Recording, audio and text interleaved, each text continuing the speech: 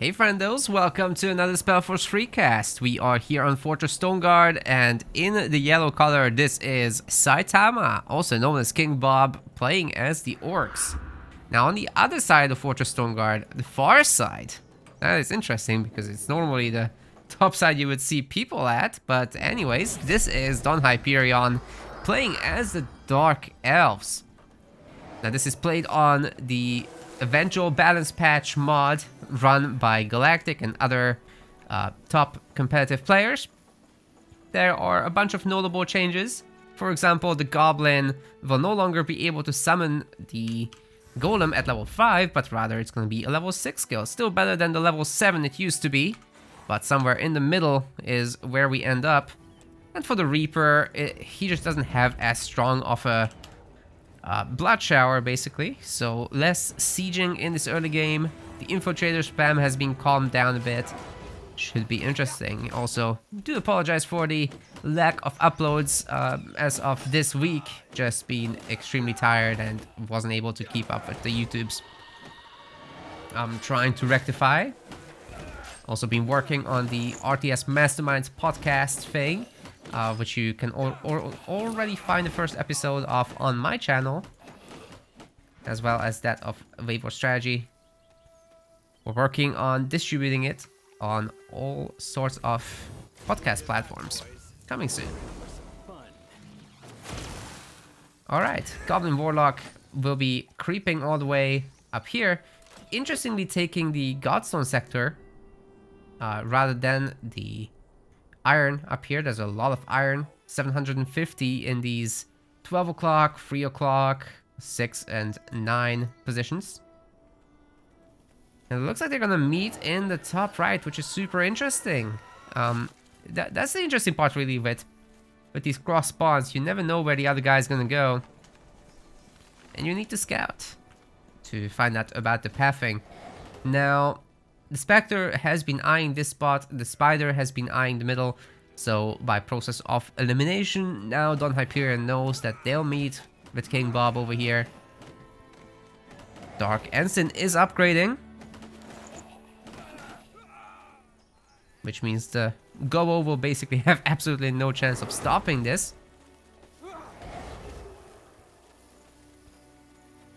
Yeah, has to turn tail, but this sector is still available. Surprised to not see a teleportation back. But then again, any sector you can deny to the Dark Elves as the Orcs is great. Orcs operate very well when at the high sector counts, so that is probably the goal here. As for the initial build orders, yeah, actually Reaper teleports back and is out of here. You've got Hall of Pain coming up in the main, which is the play of a big brain. The triple woodcutter as well as a hunting cabin, a little bit of harassment going down. Then at the expansion of woodcutter and hunting cabins from here on out for a while, I suppose. As for our orcs, it is the usual 5 lumber mills, I assume. No, it's not. There is gonna be. Oh wait, there is a lumber mill here. Okay, and the last building is gonna be a stonecutter with 2 hunting cabins, lumber and hunt. No upgrade on the scouting post, interestingly. One thing that changed for the orc economy, by the way, is the cost of these stonecutters. I think they might be 9 wood now. 10 wood. 10 wood. I think they were they 9 wood originally? Yes, they must have been. So they're more expensive now than the other stuff. God, these guys are chatty. Anyway, Spiderinos are coming out of Don Hyperion here, trying to deal with that scout. At least push it away so that it doesn't bully the workers. Really like the idle spiders and undead here, as there's no creeps to fight on Fortress Stoneguard. None of them are aggressive by default. You have to kind of piss them off first, and then they'll do the thing. So infiltrators are getting produced, which makes a lot of sense in general, but also on this map because of the bears. The bears have a lot of strike resist, not a whole lot of pierce resist. So the infis can take care of them pretty well. There's a lot of wyverns on the map. All 4 types are featured. So experience galore, 100%. Item galore as well. Items from the creeps always better than the one in the shop. And then the big boy, of course, Tempest Golem. Hopefully we get to see that versus the Inferno Golem of the Goblin Warlock. That would be sick. Now the Spectre is gonna slow down this hero a little bit, but pays for it with her unlife. Not the bag! No! It's just a health potion, it's fine, but... Triggered.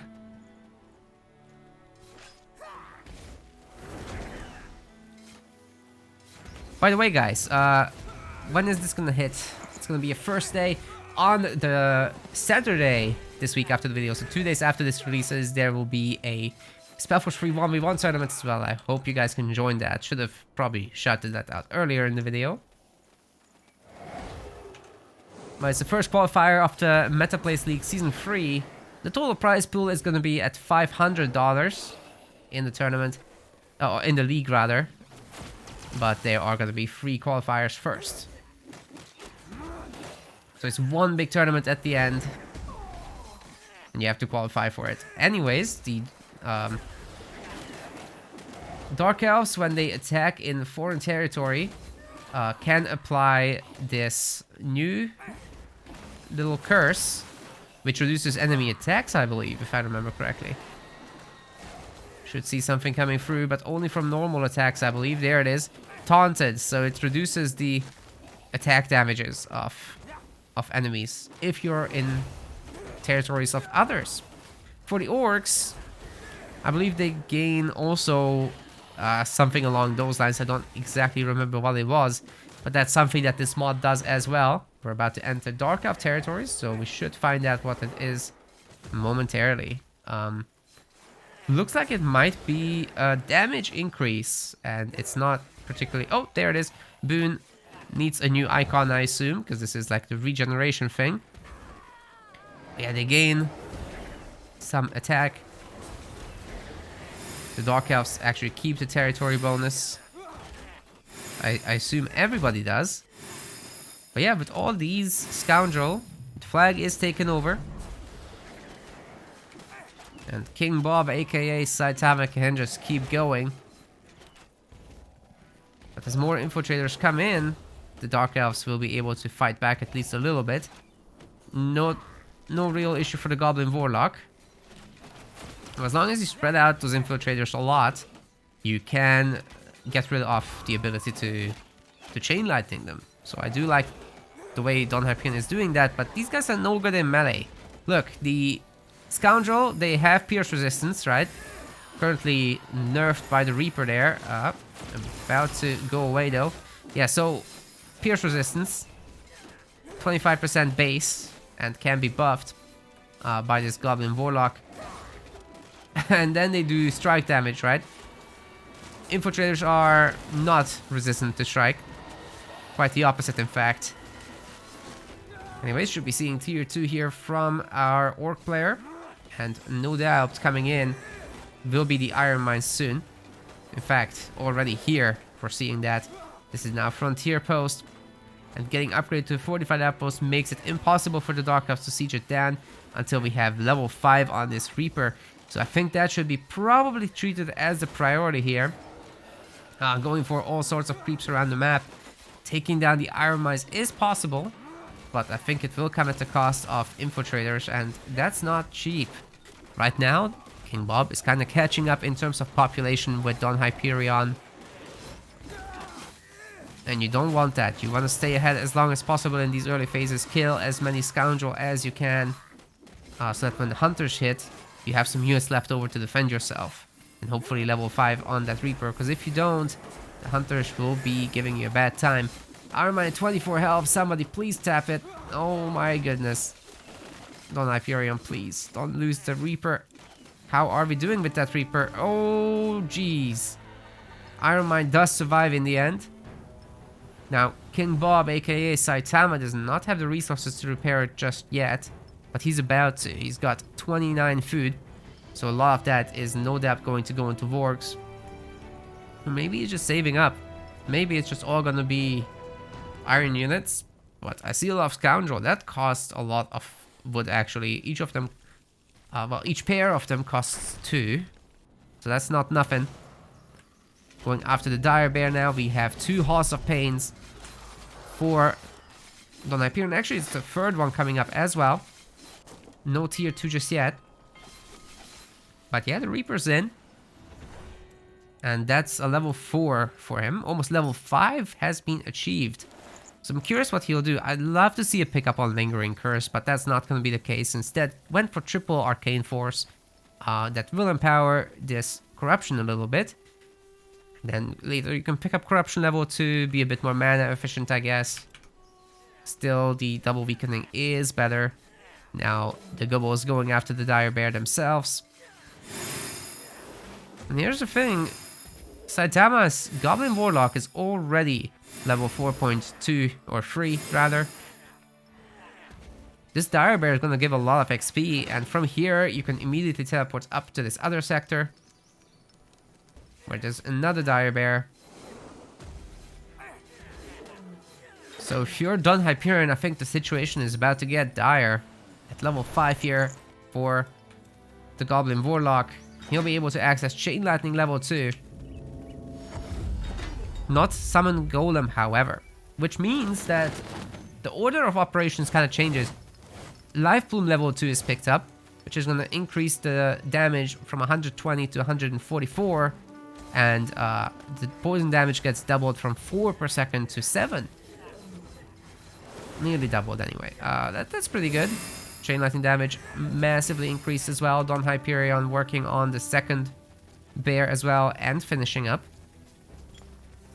See what he picked. It looks like just Blood Shower and Kiss of North, so nothing special in terms of build order. There were 2 points of Deep Waters on this Reaper, so that's also fairly standard. And we have a full Halls of Pain, so Dark Elves should be able to push. But if you look at the map, overall a lot of it has been claimed by Saitama. There's an attack. Tier 2 is coming in. 116 population for Don Hyperion at the moment to the 64 of Saitama. This is a great chance to blow up a bunch of gobos in the middle there. Kiss of Nor would be huge if he can hit all those weakened goblins. That doesn't look like it's going to be the case right now. Oh, there it is. There it is, coming through. Doing a lot of damage. The bleeding doesn't hit them, however. Not many. That said, the Infiltrators and the Spiders are doing enough work by themselves. Don Hyperion sticking to 117 population to 32. Still, it's going to be difficult to take down this fortified outpost, even with Rotting Stone from the Blood Shower. It's doing some good damage, I mean. That's not an issue. It looks like Saitama might need to get out of here. With that Goblin Warlock getting weaker and weaker, but the Chain Lightning's hitting 8 Infiltrators at a time. That does a lot of work. Reaper is stopped from regenerating and will be picked off by the base. So maybe it is time to get out of here. Oh god, level 6 is reached. Chain Lightning is gonna absolutely demolish those archers, and suddenly the population count is dropping for Don Hyperion. Here's the Golem. Only costs 20 focus, by the way. This guy can go up to 60. Not a problem. Only with 2 Deep Waters points, by the way. So yeah, that's no issue. Other point is not being spent.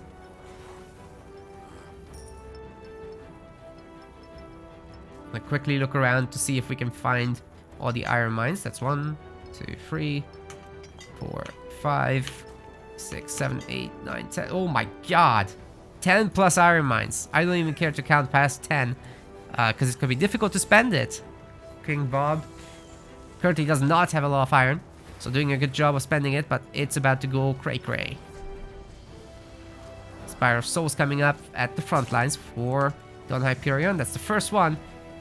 Ditto for the Forge. Probably doesn't have a lot of iron mines right at this second. But going as far into the negative as he is with the wood, I'd imagine there's some of that coming. Anyways, fight beginning again. Pushing with the Infiltrators, but this time around, King Bob has Hunters. And those Hunters do a lot more damage than the Infiltrators can. Pretty much double. Now the Bound Inferno Golem was weakened. Units delivered a lot of hits as well.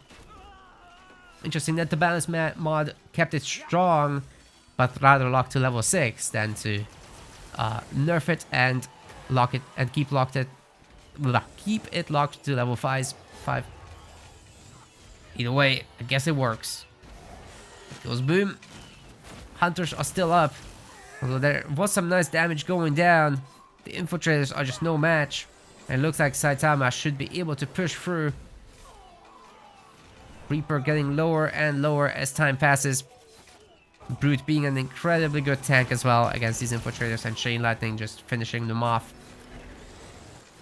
That said, Dawn Hyperion has a lot of spiders. And they just keep coming. So they'll be the meat shield. You can see them coming from all over the map. Jeez. Sadly, most of these outposts are just frontier. Got some fortified ones on the front lines. Probably best to make those into border fortresses. And now I think we have a good chance to check on the iron mines too. Iron mines, that's it? Oh no. Oh no, the Dark Elves need a lot more than that. Look at Saitama already swimming in 15 iron. Like I said, when you have more than 10 iron mines, you're gonna have trouble spending that. Where's the teleport going? Looks like to attack the bottom side. There are a handful of brutes. They're real tanky. They hit buildings real hard. So good old Hunter Brute combo remaining as usual. The meta pick. There's even iron mines in the main. Jeez. Bloodforge, I'm not sure it has researched anything thus far. Maybe a little bit. No, nothing. There is absolutely nothing. I'm sure it's coming soon though. Frontier post getting the repair. There was some shopping attempts. Dark Ops are gonna come back, but definitely will lose that frontier outpost. Question is, how many of these units can they kill before Saitama decides to teleport out? Looks like not a whole lot.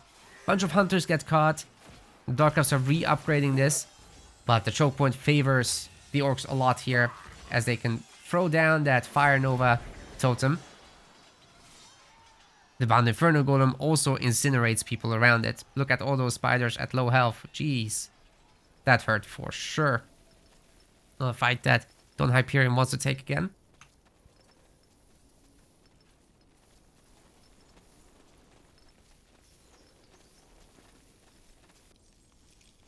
No, a little bit of wayward units. Not a big issue though. Anyway, Saitama has teleported up. That's way more important than some wayward units. And pushing in on that fortified outpost with the just barely unfinished Spire of Souls. Oh my god, what happened there? Doesn't have that last piece of stone. And now it's all gonna be destroyed and swooped up by the orcs. That is a huge punish for sure. Means that the Dark Elves won't be able to upgrade their units such as the Sleepers, which is really essential to start taking over. Dark Temple coming in. But yeah, there are no Sleepers in production, which is not something I'm a huge fan of. They're pretty tanky, and they would be very resistant against Hunters. I do have a counterattack with a handful of them at least. And the Tarantulas are numerous enough as well to nuke down this frontier post, but I'm afraid Saitama just keeps going. Dawn Hyperion can take this over, and he has the teleport ready to go. He's at level 6 himself, picked up Corruption level 2, so he'll be able to heavily weaken that enemy army and reduce the resistances, but meanwhile this base gets wrecked as well. Teleporting in on this might not be the wisest choice. Instead chooses to go after this fortified outpost in the bottom.